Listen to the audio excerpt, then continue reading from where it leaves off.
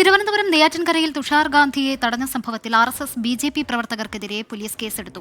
നെയ്യാറ്റിൻകര പോലീസാണ് കേസെടുത്തത്. വിവരങ്ങൾ തിരുവനന്തപുരത്ത് നിന്ന് അജീഷ് ജയകുമാർ നൽകും.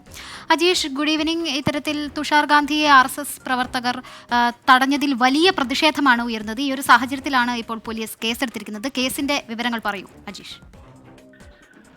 ഇന്നലെ വൈകിട്ട് 6 മണിക്കാണ് ഈ സംഭവം നടന്നത്. ഗാന്ധിമിത്രം മണ്ഡലത്തിന്റെ ആഭിമുഖ്യത്തിലായിരുന്നു പത്മശ്രീ P. ഗോപിനാഥൻ നായരുടെ പ്രതിമ അനാച്ഛാദനത്തിനും പുരസ്കാര വിതരണത്തിനുമായി തുഷാർ ഗാന്ധി നെയ്യാറ്റിൻകരയിലേക്ക് എത്തിയത്. ഈ പരിപാടി ഉദ്ഘാടനം ചെയ്തതിനു ശേഷമാണ് ഈ സദസ്സിലും വേദിയിലും ഉണ്ടായിരുന്ന RSS BJP പ്രവർത്തകർ തുഷാർ ഗാന്ധിയുടെ വാഹനത്തിന് മുന്നിൽ തടസ്സം നിൽക്കുകയും മുദ്രാവാക്യം വിളിക്കുകയും ചെയ്തത്. സംഘപരിവാർ സംഘടനകൾക്കെതിരെ പ്രചാരണം നടത്തിയെന്ന് ആരോപിച്ചായിരുന്നു ഇവർ തുഷാർ ഗാന്ധിയെ തടഞ്ഞത്.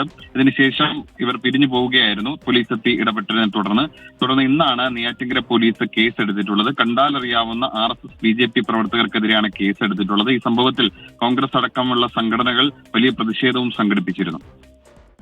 ശരി, വിശദാംശങ്ങൾ നൽകുകയായിരുന്നു അജീഷ് ജയകുമാർ.